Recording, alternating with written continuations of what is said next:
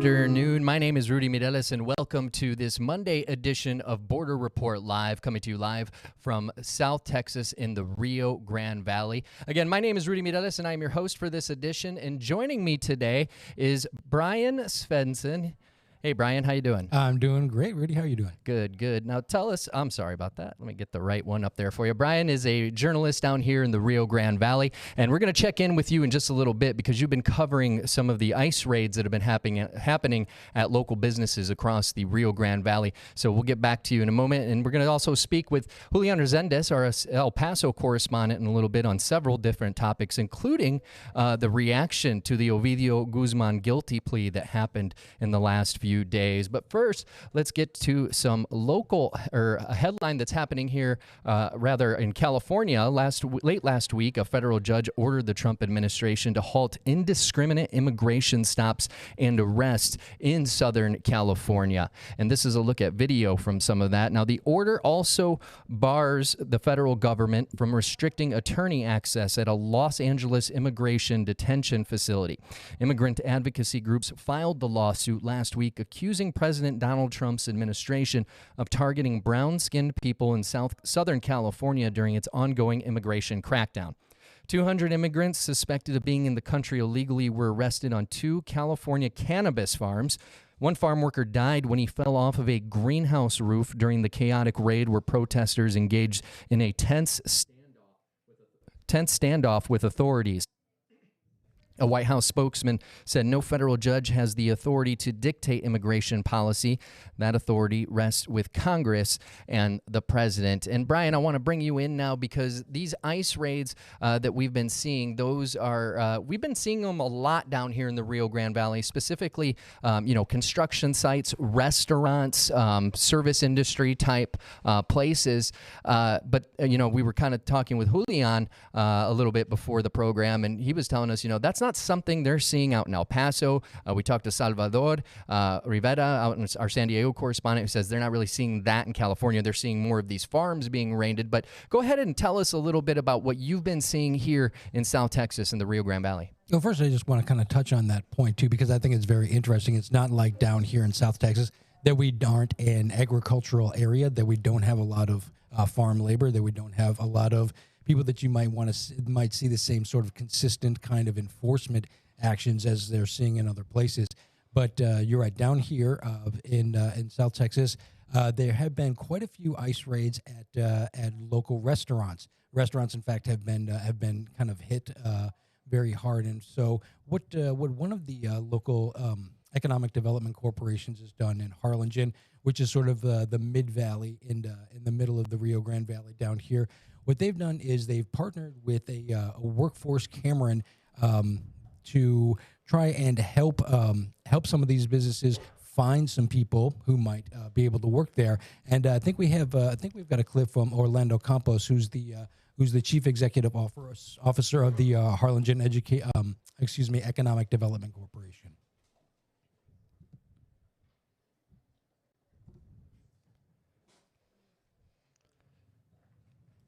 Sorry about that, Brian. Having some technical difficulties here this afternoon. But go ahead and tell us a little bit about what the CEO of the Harlingen Economic Development Corporation would have said in that sound bite. All right, so he basically just kind of laid it out that Harlingen Economic Development Corporation, again, that's going to be one of your cities sort of in the Mid-Valley here in South Texas, has partnered with, we're here in Cameron County, Texas, has partnered with the Workforce Solutions here in Cameron County, and also partnered with the city of Harlingen so that once a week they can hold a job fair, essentially. It's called Together at the Table, and hold a job fair, essentially, down here in Harlingen at the Harlingen Convention Center.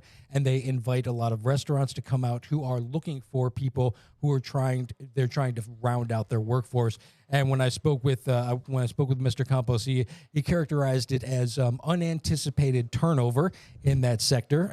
So we had to drill down a little bit and say, yes, the ICE raids have been an issue. That has been something that that restaurants have gone to them and said, we are having a problem staffing our areas. And so what the EDC has done is they actually proactively started going out and meeting with restaurant owners, just showing up and saying, hey, Can you tell us about your experiences? Can you tell us, have you been impacted by this? Is this something that you are going to need help with? And found that there was enough support within that business sector that they did decide that they were going to get a lot of hold this area where a lot of businesses can come and look for employees that might be able to fill their needs. And it's not. I just want to actually make sure to understand it's not specifically ice raids have played a part, but this is not just for ice raids. That the restaurant sector itself, they also, some places that have not been raided said, hey, we do need a dishwasher, we do need a busser, we do need a couple of servers. So it's not all of the ice raids, but Campos with the Harlingen Economic Development Corporation has said that that is one of the motivating factors in why they tried to begin this initiative.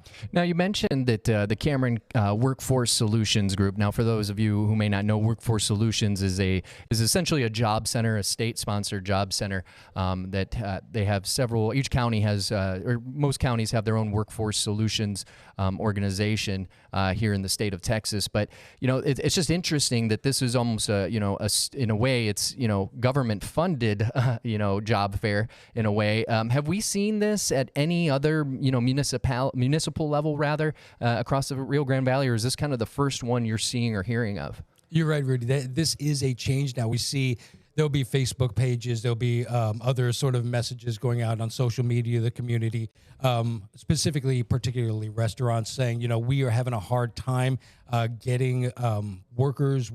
Sometimes they'll announce that they're going to have to cut back their hours, or they're going to have to shrink their menus a little bit, not offer what they usually would offer. And it is definitely interesting that this seems to have a little municipal muscle behind it, and more civically centered. And when I was speaking with some folks over at the EDC, they were themselves were not aware of any other city who had partnered with the county or anything like that to try and do what they were trying to do, and use that economic development corporation kind of those inroads and that structure and that infrastructure that they have to kind of get some of these jobs filled. Now, as I mentioned, we're having a few technical difficulties this afternoon, but I know you did speak to some business owners about this. What did they have to say about everything that's been happening? Well, there was one business owner that I spoke to in particular, and I thought she had a very interesting story. Now, I'll just set this up a little bit. There's a restaurant in Harlingen that called El Control. A couple weeks ago, ICE went in, they raided, they took some people out. El Control announced that they were going to have to see how they were going to, proceed. A couple of days after that raid, they came out on social media and announced they were just not going to be operating anymore. That raid essentially closed that business down. So we went to another restaurant, maybe half a block up the street, but essentially across the street from there, and the woman there told me that ICE had not been to her establishment, but following that El Control raid, the employees could look out the window and see people being a raid happening, people being arrested, people being taken away. She told me that all of her employees were in the country legally, and they either had work permits or were going through that legal process to obtain, the necessary documentation, but because of that raid, because of what they saw, they told her we are not going to come back, because they didn't feel like the agents were respecting whatever kind of paperwork they have. People were just kind of being scooped up and taken away, and they didn't feel like they didn't feel like their papers were going to protect them. Their documentation was going to protect them. And out of a sense of fear, and what she said, self-preservation, they said that they were going to wait until things had calmed down a little bit, and then they would come back. And of course, we're not to that point yet. Yeah, and it's interesting you mentioned that the EDC said that there are businesses that weren't rated. They're going to be taking part in that job fair that they're going to be coordinating here in Cameron County in South Texas. But it's interesting because I wonder how many of those jobs, my business didn't get rated, but how many people are in that situation where my employees are just like, I'm not even going to take a chance and wait to get rated. It kind of begs that question. I think it definitely does beg that question, especially if you are of the mindset that I have papers, I have documentation. I may not be a citizen, but I am allowed legally to work here. And if you have it in your mind that even that is not going to keep you from being taken away, even if it's just for a night, a week, however long, how long do you want to be away from your family if you feel like you have done everything that you could legally to have that job and to be here? Now, I know you did also, when you spoke to the EDC, they did have something else to say. What was it? Well, I think I think we can all agree that getting a job is a magnet for people, and so there's always this question of are these jobs that Americans don't want to do, or are these jobs that Americans don't want to do for that going rate? Yeah, that's definitely the golden question, so, that everyone always asks. Yeah, so that obviously, yeah, that's a big one. So the CEO, Orlando Campos of the Harlingen Economic Development Corporation down here in the South Texas, was telling me that his organization has actually had to have some conversations and really wants to be able to discuss that aspect of it with those business owners to say, listen, if you're going to hire people, it might be a good idea to offer them a little bit more, and then you don't have to go about it, in the incorrect way, I would say. And I also want to say one other thing is that one of the reasons he said that he had gotten that Cameron County workforce office involved was that so that when they go to these restaurants and when the restaurants go to this hiring event, they can make sure that they are walking people through the exact process that they do need to follow so that they are, following the law and immigration laws when they do these hires. Yeah, and it's going back to exactly what you just said about following the immigration law when they're hiring these folks. It makes you wonder about that one business that we spoke about. You told us about rather that had workers that had papers that they were doing the right thing, both the employee and the employer, and now the employer's out of luck while the employee fears for their well-being, not knowing if they're going to be taken with or without papers. So definitely an interesting angle, and we appreciate you covering it. Thank you so much. Brian Svensson joining us this afternoon, valleycentral.com reporter here in Harlingen, Texas. Make sure to stay with us because up next, we're going to bring in Julian Resendez to talk about that Ovidio Guzman, that's El Chapo's son, that guilty plea and the reaction happening south of the border. Stay with us. Border Report is back in 1 minute.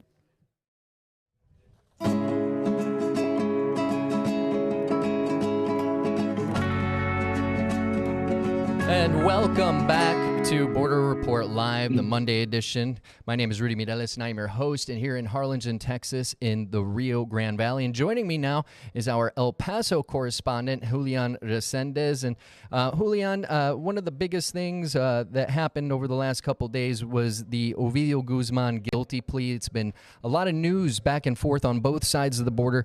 Tell us a little bit about, catch us up. Yes, Rudy. Again, we have an incredible story coming out of Mexico, out of the Mexican border. What happened is that after Ovidio Guzman entered his guilty plea, there was a lot of reaction on both sides of the border. South of the border, the president of Mexico kind of questioned the process, kind of questioned why the U.S. Always says that it does not negotiate with terrorists. Yet here's this man, Ovidio Guzman, who is part of an organization that has been labeled by the U.S. as a foreign terrorist organization, getting a plea bargain. So that elicited some reaction. Now, what happened in the U.S. is that the lawyer for Ovidio reacted to that response. He kind of questioned the Mexican authorities, or the Mexican government, to meddle or to question the processes in the U.S. Pretty much, his comments were to the effect that, hey, there's also dirty laundry down there.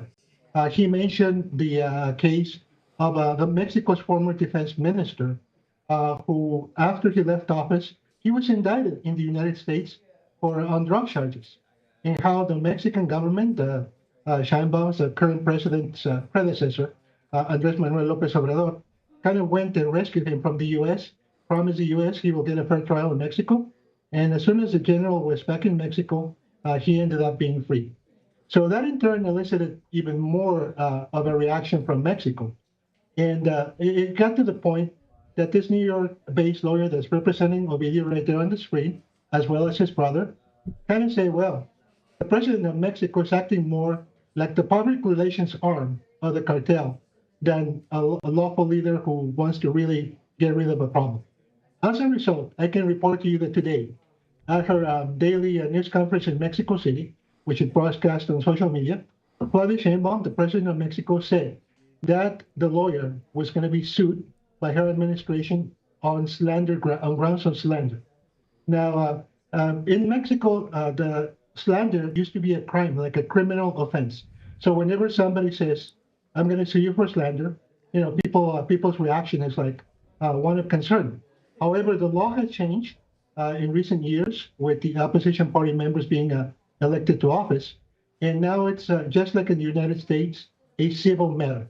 Still, we have this ongoing feud between Claudia Sheinbaum, the president of Mexico, a country of 129 million people, and this high-profile lawyer who, in addition to representing Ovidio, has represented Ovidio's father, El Chapo Guzman, as well as John Gotti Jr. Yeah, and it's interesting that you bring up that, that fear that people had about a president suing. It's not something you typically hear about here. Being a public figure, the president or any member of Congress, political, everything from, your mayor all the way up to the president, kind of fair game. Is that kind of typical on the other side of the border? Yeah, like I said, whenever somebody sues you for slander, there's still the stigma of, oh, I could go to jail. Something really bad could happen to me. But pretty much this verbal feud between the two parties escalated after the lawyer posted a comment on social media to the effect that Ms. Sheinbaum was acting pretty much as a PR for one of the sides of the cartel, of the Sinaloa cartel, the one that his client allegedly does not represent, but rather the opposition, the rivals of his client. Oh, that's very interesting stuff, and thank you for breaking that and bringing that to us here on Border Report right away, Julian. But if I could ask you to stay with us, because when we come back, we're going to talk a little bit more about another issue that's happening south of the border, and that is, well, it was supposed to restart today. The U.S. government said no on livestock being imported from Mexico. Julian, you've got the latest on that, and we'll be right back on Border Report in about a minute.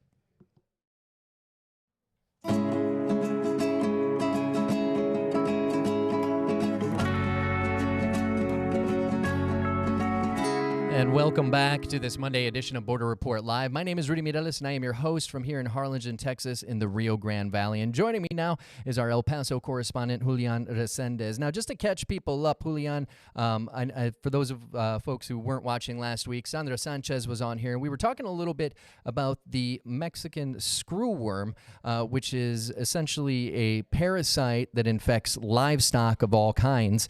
At the time, there had been a suspension on cattle imports coming in from south of the border in Mexico. But recently, there's new reporting showing that, one, that was supposed to pick up today, and it's not starting back up today. But because there may be an instance of that screwworm found just a little bit closer to the border here. Tell us a little bit about that. Yes, this is another topic that has pitted the government of Mexico against the government of the U.S. The threat of the screwworm is real. It is a parasite that infects livestock, and the last thing the U.S. wants is to have infected cattle come into the country. So they worked up a plan with the Mexican government to stop the movement, the arrival of this screwworm, and it involves quarantining cattle in southern Mexico.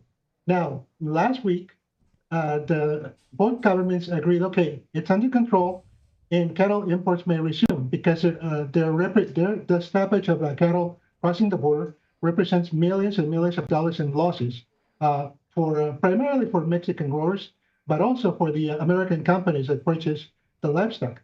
So for a whole 2 days, cattle were able to cross from Sonora, Mexico to Douglas, Arizona, and then the U.S. government, the Department of Agriculture, put a stop to that. They said, whoa, we found one case of a screwworm in Veracruz, Mexico, which is far south from the border. So they immediately stopped the imports. I was in Columbus, New Mexico a few days ago, where right there on your screen, that's Columbus, where the cattle imports from Mexico were supposed to resume today. Nothing happened because the quarantine remains in place. Mexican officials today were expressed nervousness about when this was going to be lifted, and they also said, "Okay, sure, stop it, but let's solve the problem." So the two countries are working together to release, and this is kind of interesting, to release hundreds of thousands, perhaps millions of barren flies, because the screwworm comes from fly larvae. So they've been growing, the two countries have been growing in labs or genetically altering flies. So when they release them in Mexico, they mate with flies that potentially can carry the larva and not produce any offsprings. So that's how they're trying to control this latest emergency. However, people south of the border are growing nervous. They're trying to show the U.S. government that they've done everything possible. And again, the president of Mexico, not very happy. Last week, she said, as far as I know, it's one case, and you're stopping this because of one case. So there's a lot of tension, and the cattle are still not crossing. Yeah, and it's kind of concerning. I mean, for cattle ranchers too, we can talk about the price, and of course, it's going to affect us all. The price of beef could go up as a result of this, extension on the ban. I was kind of looking up some figures beforehand, and according to the USDA, the U.S. cattle population is actually at a 73-year low, which means this extended suspension could, raise the prices at your local H-E-B, Walmart, your local family-owned grocery stores across the country. But that's got to also be concerning for cattle ranchers, right? To the thought that even just one fly being, I think you said 370 miles or so away from the border, that could be a problem for them with that, the herd at an all-time low as well. Yeah, what I'm hearing on both sides is that this stoppage is affecting the economies on both sides of the border on different levels. Obviously, the bigger impact is on the Mexican growers. But yeah, I mean, it impacts all of us here in the U.S. When the beef supply is low, when the future beef supply through imports is also low. So what people on both sides of the border connected to this industry are doing is, first of all, making sure, okay, what are we doing to solve the problem? Once they have that information, they're contacting their lawmakers, they're contacting the federal government to say, okay, when can we resume this? Because it's affecting all of us. And the point of the Mexican government is, okay, we're doing everything you tell us, so let's get it going. Let's get it back online. One interesting thing that we see here, and we've actually seen, the federal government prosecute people for this, is importing beef, just in their cars, crossing the border, whether it be the Gateway International Bridge in downtown Brownsville or, a commercial bridge, people just kind of packing their coolers full of meat and bringing it over. Is that a concern? Maybe someone bringing over some kind of meat? Can that happen? Can meat be tainted? Do you know that? Well, that has always been a problem, and way before the screwworm. There's very strict regulations on what kind of meat you can bring across the border. But as far as reaching an industrial type level, I don't think with today's technology that's going to happen. But it's always a concern for people to observe the law and not contribute to the problem. And Julian, one last question. Has there been any kind of, sign as to how long this extension will be? Will it be, has there been anything from the government on what to expect going forward? Unfortunately, no. I've been monitoring both governments pretty closely, and the Trump administration seems to be pretty tight-lipped about this. They're pretty much are telling Mexico it'll be done when it's done. As far as Mexico, I've gotten several clues, some of them not too accurate from the Mexican government. What I do know is that they have what they call working groups, representatives from Mexico and the U.S. meeting on a regular basis to address issues ranging from public safety, the cartels, to tariffs, and now also to this screwworm crisis. So to answer your question, no, there's no definitive word. Everybody is hoping that whenever the quarantine that they set up in the state of Veracruz is over and their tests show that there's no new contagion, then the imports will resume. All right. Well, thank you so much, Julian, for your reporting on this and the reaction to that Ovidio Guzman guilty plea with that breaking news as well today about the president of Mexico actually suing one of the attorneys for Guzman and El Chapo's family members. We appreciate you being here. Julian Resendez, our El Paso correspondent. Thank you so much to those of you at home watching Border Report today. We appreciate your time. As always, we are live every Monday through Friday at 2:30, and you can get every episode of Border Report live along with all the great reporting from Julian in El Paso, Salvador in San Diego, and Sandra Sanchez from right here in the Rio Grande Valley of Deep South Texas on BorderReport.com. My name is Rudy Mireles. Until tomorrow, have a great day.